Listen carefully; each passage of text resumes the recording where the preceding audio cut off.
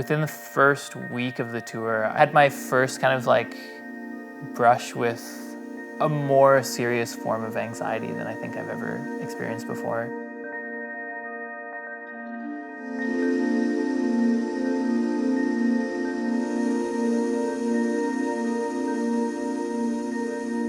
And I just like couldn't get out of bed because I couldn't face the idea of like, how am I supposed to get through this tour? How am I supposed to get through this day?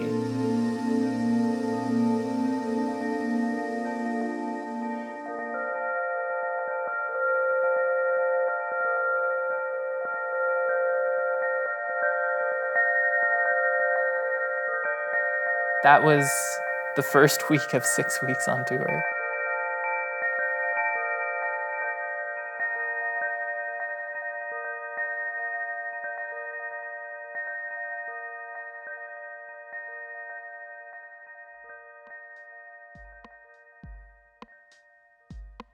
I've been doing music professionally as Teen Daze since 2010. I was in school full-time, but didn't really want to be doing homework or writing papers or anything like that. So it was my distraction from all of that stuff.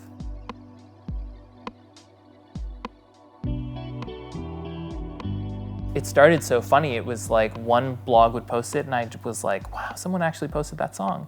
And then the next day, 2 other blogs would have posted it. And then the day after that, 4 blogs posted it. And then it was on Pitchfork. This was all like a month after I graduated with my degree.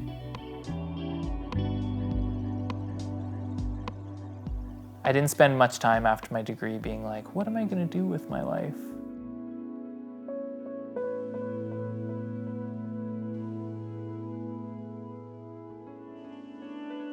In January of 2015, my wife and I left on this big travel adventure where we went out for 7 months of traveling.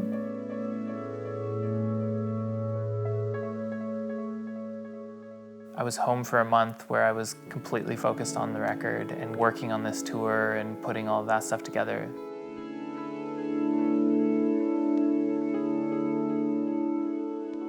And then I went on tour for 2 months. It was a tour that was kind of like a bigger scale than I'd normally done. I think I was exhausted before we even left. So like 4 or 5 days into the tour, without sleep, you know, playing these live songs, singing more, kind of being more vulnerable in front of an audience.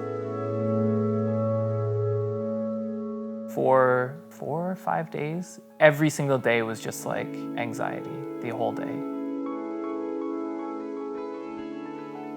You know, people pay money to come see you perform, and I felt like I couldn't give myself to them in the way that I should have. Even after one of the shows, it was a bigger show. That was the kind of night where I like should have gone to the merch table after the show and like talked to people, and I just couldn't. I just like sat in the green room. I couldn't give myself socially in those situations.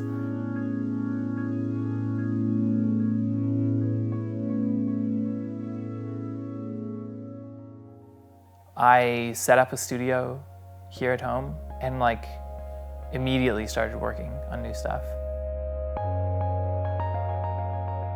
If I'm gonna be spending a lot of my time working on creative endeavors, and if that's gonna be my way of processing everything that's just happened, I need to put those through a filter of some sort of like optimistic or like positive sense. Because if I do that, then maybe I'll be able to just change the wiring in my brain.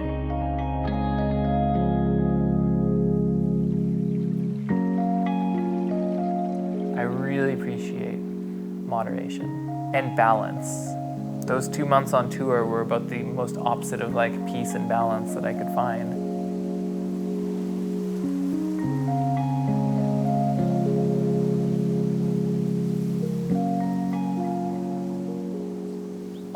On the driveway in, those trees that kind of like line the hill on your way down all have cherry blossoms in like, you know, whenever March. So those cherry blossoms were like a really interesting sign of like they're amazing and in full bloom for like 2 weeks max, and then they're gone. I was probably about like halfway through writing the record at that point when that started happening. That's why I chose that image for the cover as well.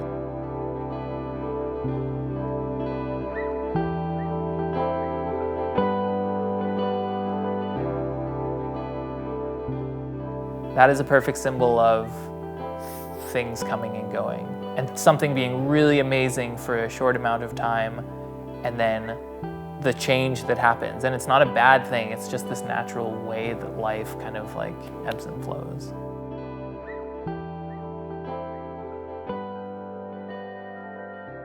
The fact that the whole thing was written, recorded, mixed, it was all done in BC, there's something special about that. This connection that I associate the record existing so much in the Fraser Valley. I just have always been intrigued by that idea of creating different worlds with music. And this one was trying to be a little bit more of a reflection of what's actually outside the window. Because I was so focused on trying to make it feel like a really local record in that sense, or that it expressed kind of the natural beauty, I think that makes an issue like climate change a little bit more real. To think that there's a possible future where someone doesn't get to experience that inspiration in the same way that I do. That's really sad to me.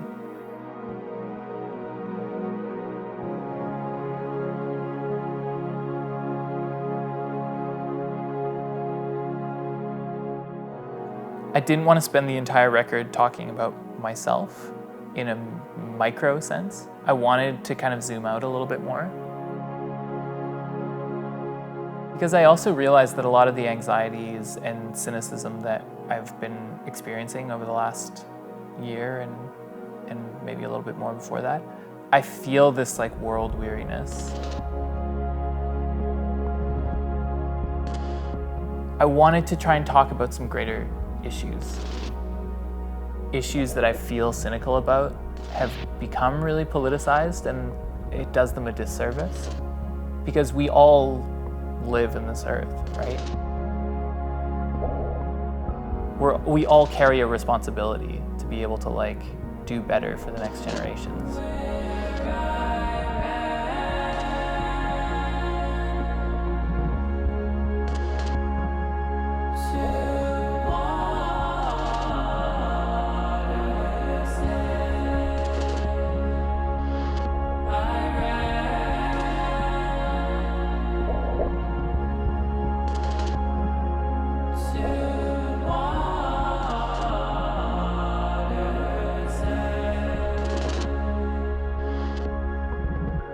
I think it's already a conversation that we should have been having years ago. A lot of people way smarter than me have said the exact same thing and have said that like, no, we've missed the boat on this one. I mean, this year has been the hottest year on record. Every single month has like topped. It's like we're gonna start seeing signs of this sooner than later. And that's crazy to think about. If you think immigration is bad now, just wait until a large part of the population has to relocate. We're gonna get way less space with a huge influx of people. It's gonna be a very, very different world.